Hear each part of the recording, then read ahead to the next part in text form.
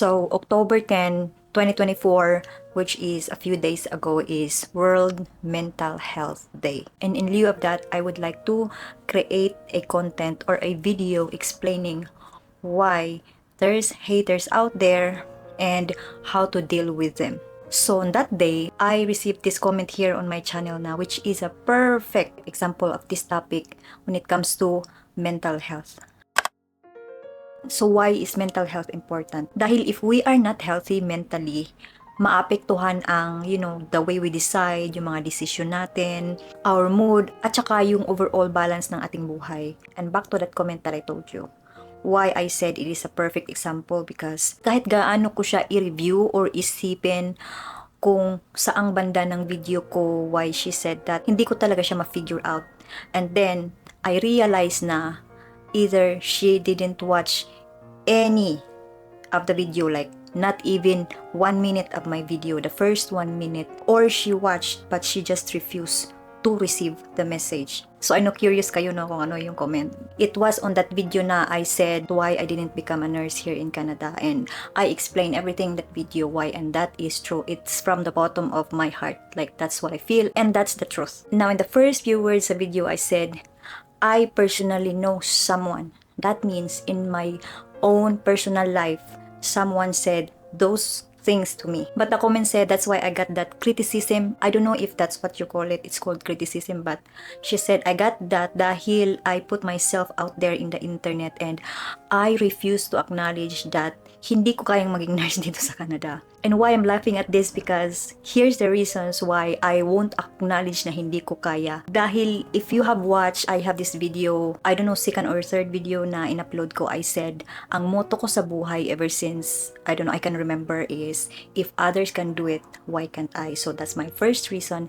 And my second reason is because literally when I worked as a care aide, this nurse, she's older, I don't know, maybe 50 something years old, yung puti na nurse, she asked if I'm on the process of, upgrading my nurse license or, doing the process para maging LPN, because she said that I will be a good nurse, that she sees that I am fit to become a good nurse. So that's why if I hear something like this, I just laugh at it. And this video is not to like really fully explain myself about this issue or about this comment that I got to defend myself. I'm making this content dahil it really fit. I realized it really fit because it was on October 10 na na-receive ko to, and then it was World Mental Health Day. And you know what? If I didn't do a lot of work on myself, I got probably triggered and probably said something na hindi niya magustuhan or ma-trigger siya even more. And in today's video, we will talk about why we see these kinds of people around us, whether on social media, like in the internet, or personally in our personal life, like physically around us. So there are 3 reasons why haters exist or this type of behaviors exist out there. The first one, and for me this is like the most common, is insecurity and projection. Dahil at a point in our life, we experience trauma. Maybe during our childhood, basta at some point in our life, meron tayong na-experience na something we didn't like it hurt us, or we feel something negative emotion when that happened. Now, the normal response of our brain is to put it at the back, is to bury it in our subconscious, because our brain tries its best every day to protect us from getting hurt. That's why if something painful happens in our life, our brain automatically buries it, like it tries its best na hindi mo siya maalala, something like that. Now in the future or in the present, you may encounter something that will trigger you. And that trauma that you had, that you buried in your subconscious, it shows up to the surface. And even though someone didn't do anything bad to you, it's just maybe few words or actions na nakita mo na it-triggered that trauma, it will show up. And if you don't know how to handle that, you will really project it to someone. Like for example, you're in a workplace and you have no idea why this person hates you. Like why this person doesn't like you when you didn't even do anything to them, or you're even really kind to them, and for some reason you could not figure out why this person hates you. And that is the reason why, because they may have insecurities in their life, or their envy, or they have this anger that's within them, and it's easily triggered. And once it triggers, kung hindi nila alam kung paano to i-manage, it will show up as words or actions. That's why, I didn't want to mention this, but that's why I think Karens exist. I don't know if aware kayo kung ano yung ibig sabihin ng Karen, but you can search it in Google. Karen as in Karen. That's why meron kasabihan na haters don't hate you. They hate themselves because you are a reflection of what they want to become. So sometimes hatred roots from envy. Another reason why these types of behaviors exist is that they have fear of success. They fear change or growth. That's why minsan kung nakakita sila ng someone na umaasenso, it makes them anxious and they feel threatened. That's why lumalabas yung ganitong mga ugali na, as I said, we will never understand why they hate us, why they throw stones at us. But if someone throws stones at you, collect them and build an empire. That's what you're supposed to do. That's how you deal with those types of people, no? And the next thing is misinformation or misunderstanding. Itong reason na to I find very common these days, na meron na tayong internet, meron na tayong social media, and people are sharing their life out there. Now, if we share our lives just like vloggers or just like me na content creator, we are opening ourselves up to haters and bullies. And kung papasok ka dito sa career na to, na content creation, being an influencer or, vlogger, kailangan ready ka talaga sa mga ganito. And when I first started doing this, I would say I wasn't ready back then.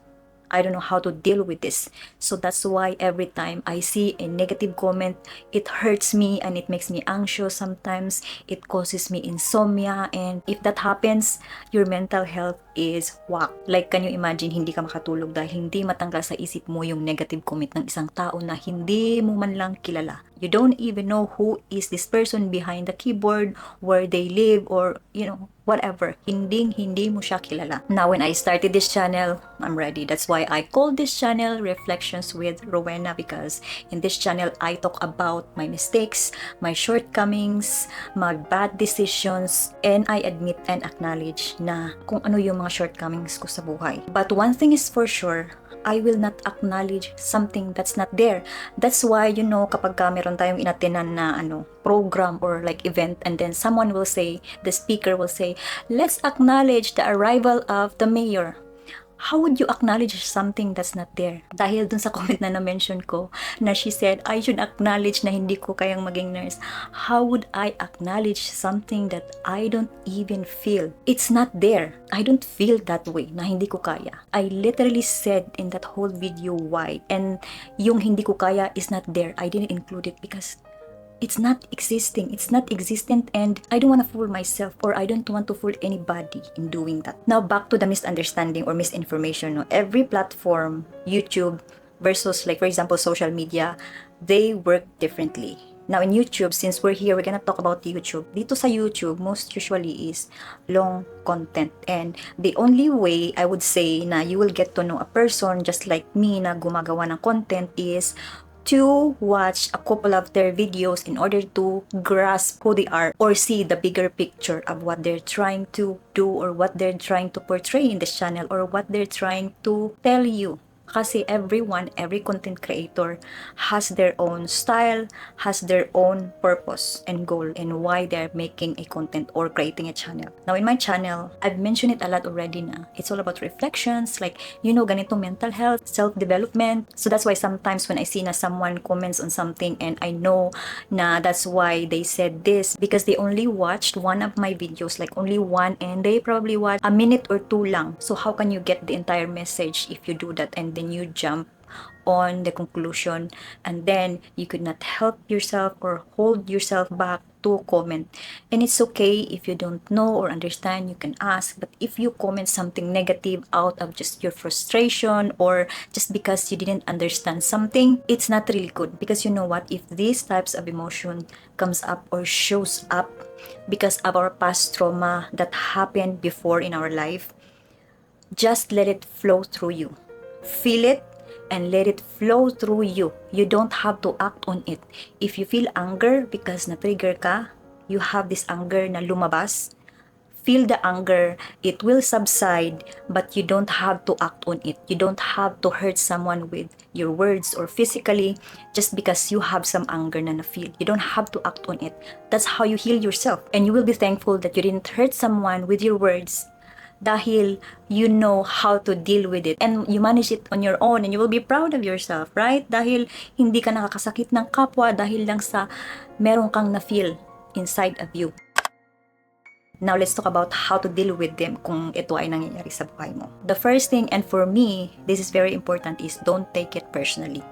Because as I said, especially for vloggers, these people na nagko-comment na meron lang username na Maria 1234567 na ang profile picture ay letter M or like some random na character or avatar, you don't know who these people are. And the way I deal with it is sometimes I hold myself back, I reflect, and then I say to myself, you don't know what these people are dealing with right now.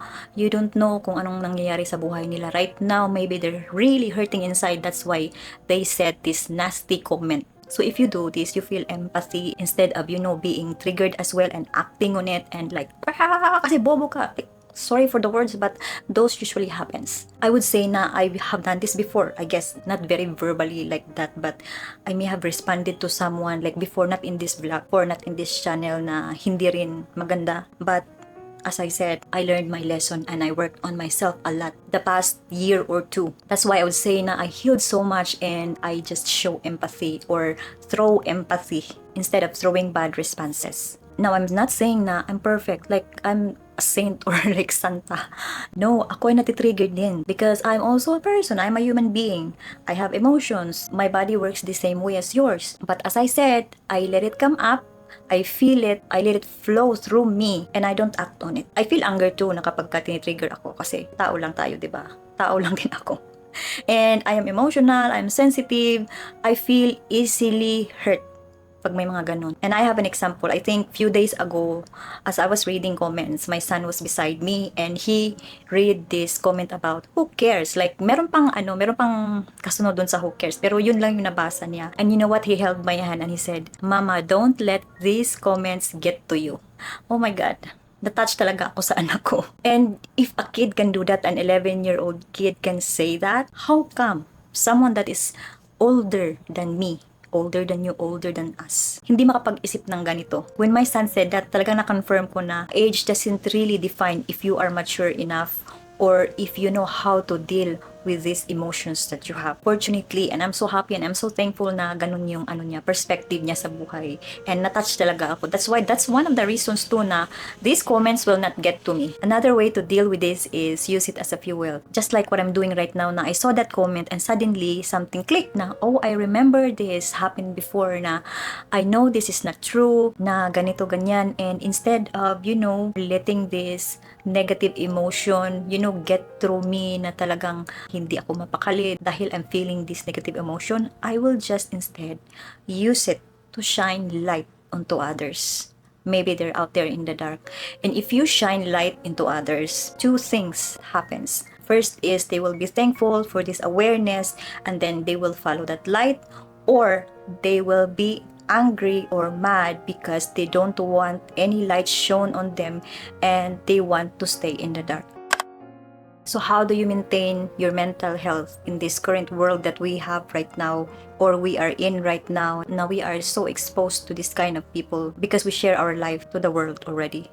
So first is focus on your support system. Just like what I'm doing, I focus on my support system, which is my husband, my son, my family, especially my son, na ganun yung sinabi niya. It really made me rock hard. You cannot get through me. If my son thinks this way, nobody can get through me with their bad words or what they're throwing at me. So focus on your support system. The second thing is, as I said, practice self-compassion or practice empathy to others. I believe that you can practice this. Not if someone's mad at you or angry at you, look at a different perspective or look through the heart of the person na tao din sila. Maybe they are experiencing a lot of pain in their life. So if you see it that way, it's different talaga. You will not be easily triggered and respond with more anger towards them. And when we talk about self-compassion, this is when you know your worth. So if you know your worth, nobody can get through you. Because when someone says something bad to you or like negative comment na hindi talaga totoo, why would you believe that? Na alam mo sa sarili mo na hindi totoo. Because you know who you are,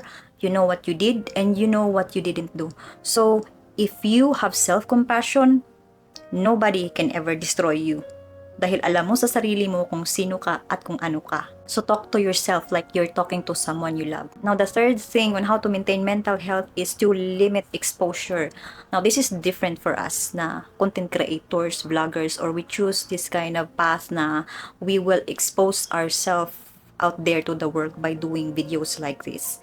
Dahil we constantly upload video and talk in front of the camera or talk to thousands of people. So it's hard for us to really implement this dahil how can we limit our exposure when this is what we literally do every day. So that's why I said na if you want to become a vlogger or content creator, you have to do some healing first and you have to work on yourself. You have to work on your shadows first before you expose yourself out there dahil maybe hindi mo kaya yung mga bullies or mga haters like this or mga bashers. But if you are not like us na we are putting ourselves out there in the internet, our lives in the internet, you can easily do this. You limit your exposure by avoiding these types of people. Now, if you have like in a friend circle na merong ganito na you don't understand and kahit na how you show kindness to them, they still do this. There's a saying that you can bring the horse to the river but you cannot make it drink. So everyone has their free will and you cannot force them. They have to work on themselves. So if they still keep doing this, you can avoid them. Just avoid them. Block them on social media. If you see a Facebook friend na always negative, always hating people, always posting hatred na it makes you anxious at some point, block them. You are free to block them. And that's one of the best ways to avoid this type of negativity sa buhay nyo. And that's all I can say about this video. I hope you find it useful, inspirational, or it helped you in any way to boost your mental health or to maintain your mental health. And I would like to say na I appreciate everyone who is liking, commenting, and subscribing, and especially viewing my video. And if you haven't done so, please subscribe to my channel and like this video because it will really help me a lot. Thank you so much for watching and I'll see you again guys on my next video.